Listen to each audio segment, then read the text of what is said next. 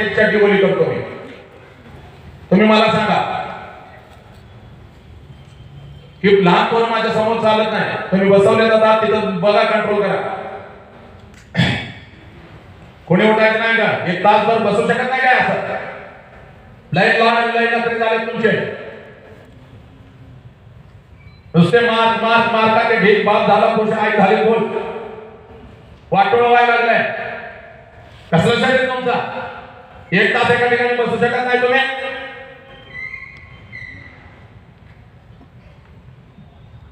मार दे. शिस्त म्हणजे शिस्त, नियम म्हणजे नियम, त्याशिवाय आयुष्यात मोठा होत नाही. लगेच उठले चालले 4-4 तास बसलो म्हणजे एका ठिकाणी हालायला नाही कोणी. अति जास्त काही त्रास व्हायला लागला तर हात वर करायचा. आईला पहिला प्रश्न विचारला पोरांनो, आता त्याच आईला फक्त दुसरा प्रश्न विचारायचा. आणि या दुसऱ्या प्रश्नाच्या तळाला लपलेला आहे तुझं आयुष्य, तुझ्या आयुष्याचा संघर्ष. पोरांनो, आईला पहिला प्रश्न विचारला, आई तुला किती वेदना होत होत्या का? आता त्याच आईला पोरांनो दुसरा प्रश्न विचारायचा. 25 वर्षापूर्वी तिच्या मस्तकी अक्षता पडल्यावर नीट ऐकायचं पोरांनो. आम्ही डॉक्टर झालो, आम्ही इंजिनियर झालो, आम्ही वकील झालो, पण आमच्या आई बापाच्या वेदना, या राष्ट्राची वेदना आम्हाला नाही कळाली. म्हणूनच तुझ्या काळजामध्ये येतोय बघ. त्या आईला आता दुसरा प्रश्न विचारायचा. तो दुसरा प्रश्न का विचारायचा? कारण 25 वर्षापूर्वी तिच्या मस्तकी अक्षता पडल्या बघ. 25 वर्षापूर्वी तिच्या मस्तकी अक्षता पडल्या बघ. तुझ्या आईचं लग्न तुझ्या बापा बरोबर झालं बघ. आणि ज्या क्षणाला तुझ्या आईचं लग्न तुझ्या बापा बरोबर झालं, त्या क्षणाला कशाचाही विचार न करता एका क्षणात तिनं तिच्या आईला सोडून दिलं.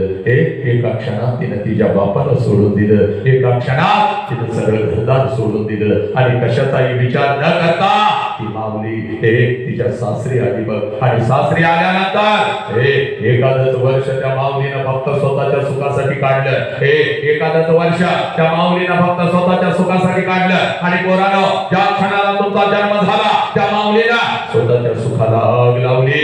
आणि ती माऊली फक्त आणि फक्त आपल्या लेकरांच्या सुखासाठी जगू लागली. त्या माऊलीचं नाव आई आहे पोरांनो. त्या माऊलीचं नाव आई आहे. आज पळत पळत पोरांनो घरी जायचं. त्या आईच्या नजरेमध्ये नजर घालायची आणि त्या आईला आता दुसरा प्रश्न विचारायचा आहे. या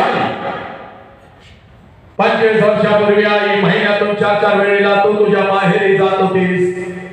आई का 25 वर्षापूर्वी आई महिन्यातून 4-4 वेळेला तू तुझ्या माहेरी जात होतीस. तुझ्या आईला भेटायला, तुझ्या वडिलांना भेटायला, तुझ्या भावाला भेटायला. ही आई माझा वय 1 वर्षाचा होता, मला सुद्धा अंगा खांद्यावरती खेळवा, मला सुद्धा घेऊन जात होतीस माझ्या आजोळी, माझ्या आजीला, माझ्या आजोबांना, माझ्या मामाला भेटवण्यासाठी. पण आई आता 25 वर्ष उलटून गेली आणि तू आता वर्षातून एकदा सुद्धा तुझ्या माहेरी जात नाहीस. का ग आई? तुला आता तुझ्या आईची आठवण नाही का येत? तुला आता तुझ्या बापाची आठवण नाही का येत? तुला आता तुझा भाऊ तुझ्या घरी नाही का बोलवत? पोरांनो, एवढा प्रश्न बघता तुम्ही तुमच्या आईला विचारा. कच करून पाणी तिच्या डोळ्यामध्ये येईल बघ. हंबरडा फोडत ती माऊली तुझ्या गळ्यामध्ये पडत बघ. ती माऊली त्या आईच्या डोळ्यासमोर तिचा बिचारा गरीब बाप येईल बघ. त्या आईच्या डोळ्यासमोर तिची बिचारी गरीब आई येईल बघ. अक्का अक्का करत तिच्या माग पुढे पडणार ते लहान लेकरू तिच्या समोर येईल बघ. तुझी आई हंबरडा फोडल, तुझ्या गळ्यामध्ये पडल आणि तुला म्हणाल खराय पोरी खराय, पोरी खराय, पोरी खराय, खराय. 25 वर्षापूर्वी महिन्यातून 4-4 वेळेला मी माझ्या माहेरी जात होते बा. माझ्या आईला भेटायला, माझ्या वडिलांना भेटायला, माझ्या भावाला भेटायला.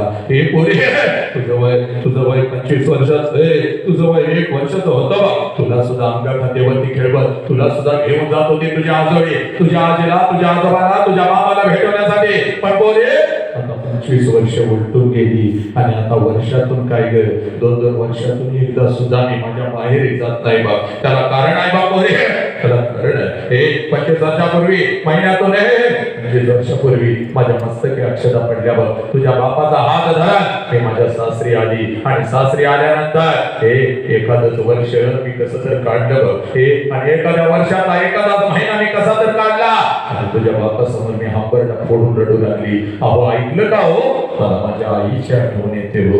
अहो ऐकलं का, मला माझ्या बापाची आठवण येते हो. अहो आई बापाला सोडून असं कधी मी राहिली नाही हो. डोळ्यासमोर रोज आई बाप दिसत होता. आई बापाची किंमत मला नाही कळाली हो. आई बापाची किंमत मला नाही कळाली. नको तसं मी आईला बोलत होती. नको तसं मी आईला बोलत होती. बापा बरोबर 2-2 दिवस मी बोलत सुद्धा नव्हती. बापा बरोबर 2-2 दिवस मी बोलत सुद्धा नव्हती. अहो माझी आई मला लहानपणी म्हणायची, पोरी माझ्या आई बापाची आठवण आली की माझ्या पोटामध्ये गोळा येतो ग. मी माझ्या आईला हसायची, शाळेला निघून जायची. आई तुझ्या पोटात गोळा कसा काय येतो ग. पण आता मला कळालं, आता मला कळालं. माझ्या डोळ्यासमोर माझा आई बाप दिसत नाही. काळीच माझं चरण करतो, काळीच माझं चरण करत. सांगा ना हो, जाऊ का? अखंड आयुष्य मला तुमच्या सोबतच काढायचं आहे, पण जाऊ का? एकदा आईला भेटून येऊ का हो? एकदा बापाच्या गळ्यामध्ये पडून येऊ का हो? सांगा ना मला, सांगा. तुमच्या परवानगीशिवाय मी नाही जाऊ शकत. तुमच्या परवानगीशिवाय मी नाही जाऊ शकत. तुमच्या परवानगीशिवाय मी नाही जाऊ शकत. माझ्या डोळ्यातले अश्रू आणि माझा हांबाडा पाहून तुझा बाप खिशामध्ये हात घालत होता. एसटी पुरता पैसा माझ्या हातावर ठेवत होता. पुरी एसटी पुरताच पैसा ठेवत होता बघ. कारण तुझ्या बापाचा हा हाताचा बंगला आणि गाडी बघू नको पोरी. त्यावेळेला एका जुन्या पडक्या घरामध्ये आम्ही राहत होतो बघ. त्यावेळेला एका जुन्या पडक्या घरामध्ये आम्ही राहत होतो.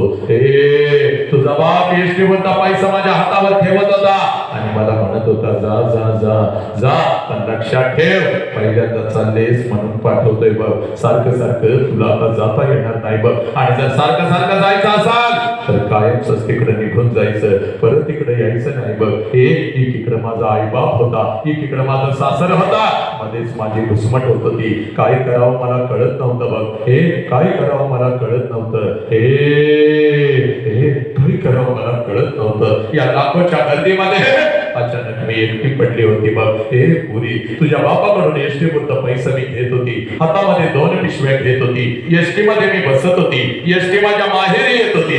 एसटीतून खाली मी उतरत होती. घराच्या दिशेने मी धावत होते. कधी एकदाची माझी आई माझ्या समोर येते आणि आईच्या गळ्यामध्ये कधी एकदाची मी पडते. कधी एकदाचा माझा बाप माझ्या समोर येतो आणि आबा म्हणून बापाला कधी एकदाची मी कडकडून मिठी मारते.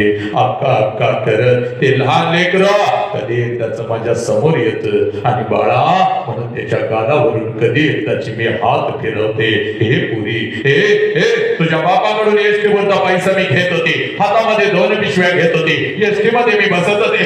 एसटी माझ्या माहेरी येत होती. एसटी तर खाली मी उतरत होते. घराच्या दिशेने मी धावत होते. माझ्या नजरेच्या डब्यामध्ये माझं घर यायचं पोरी. घराच्या अगोदर घराच्या समोरचा त्या अंगण मला दिसायचा आणि सगळ्यात अगोदर त्या अंगणामध्ये मला माझ्या बापाचं चप्पल दिसायचं पोरी. त्या अंगणामध्ये सगळ्यात अगोदर मला माझ्या बापाचं चप्पल दिसायचं. आणि अंगणामध्ये बापाचं चप्पल दिसलं की लांबूनच मला कळायचं माझा बाप घरामध्ये आहे, माझा आबा घरामध्ये आहे. कारण पुरी पुरी माझं बालपण अगदी तसाच गेला हजामात. तिने सांजला जेव्हा शाळेतून मी घरी येत होती, अंगणामध्ये बापाचं चप्पल मी बघत होते. तिने सांजाला जेव्हा शाळेतून मी घरी येत होते, अंगणामध्ये बापाचं चप्पल मी बघत होते. अंगणातूनच मी घरामध्ये शिरत होते. आबा आबा आबा उद्या तुम्हाला शाळेत बोलवलंय आबा. आबा आबा उद्या मला हे पाहिजे. आबा आबा उद्या मला ते पाहिजे. माझा बाप मला जवळ घ्यायचा, माझ्या अंगा गालावरून हात फिरवायचा.